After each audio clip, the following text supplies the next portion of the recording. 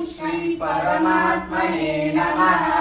अथ पंचदशोऽध्यायः पुरुषोत्तमयोगः। श्री भगवानुवाच ऊर्ध्वमूलतः शाखम् अश्वत्थं प्राहुरव्ययम् छन्दांसि यस्य पर्णानि यस्तं वेद स वेदवित्। अतश्चोर्ध्वं प्रसृतास्तस्य शाखाः गुणप्रवृद्धा विषयप्रवालाः। अधश्च मूलान्यनुसन्ततानि कर्मानुबन्धीनि मनुष्यलोके। न रूपमस्येह ततोपलभ्यते नान्तो न चादिर्न च सम्प्रतिष्ठा।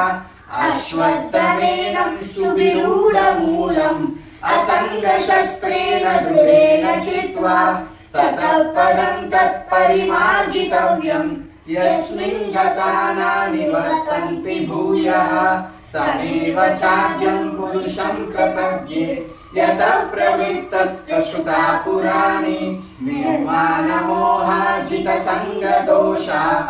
अध्यात्मनित्या विनिवृत्तकामाः द्वन्द्वैर्विमुक्ताः सुखदुःखसञ्जैः। गच्छन्त्यमूढा पदमव्ययं तथा न तद्भासयते सूर्यः न शशाङ्को न पावकः। यद्गत्वा न निवर्तन्ते तद्धाम परमं मम। ममैवांशो जीवलोके जीवभूतः सनातनः। मनः षष्ठानीन्द्रियाणि प्रकृतिस्थानि कर्षति।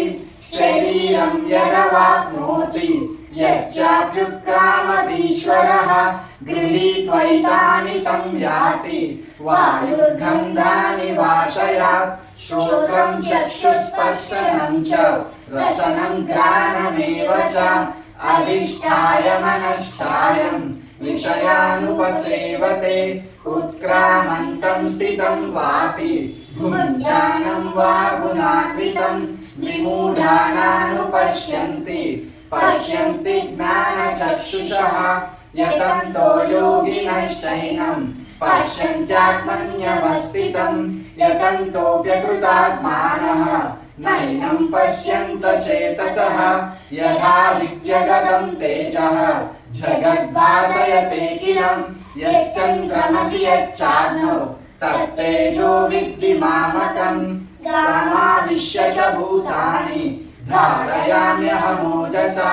पुष्णामि चौषधी सर्वाः सोमो भूत्वा रसात्मकः। अहं वैश्वानरो भूत्वा प्राणिनां देहमाश्रितः। प्राणापानसमायुक्तः पचाम्यन्नं चतुर्विधम्। सर्वस्य चाहं हृदि सन्निविष्टो मतस्मृतिज्ञानमपोहनं च। वेदैश्च सर्वैरहमेव वेद्यो वेदान्तकृद्वेदविदेव चाहं। द्वाविमौ पुरुषौ लोके क्षरश्चाक्षर एव च। क्षरः सर्वाणि भूतानि कूटस्थोऽक्षर उच्यते। उत्तमः पुरुषस्त्वन्यः परमात्मेत्युदाहृतः। यो लोकत्रयमाविश्य विभक्तव्यय ईश्वरः। यस्माक्षरमतीतोऽहम् अक्षरादपि चोत्तमः। अतोऽस्मि लोके वेदे च प्रतितः पुरुषोत्तमः।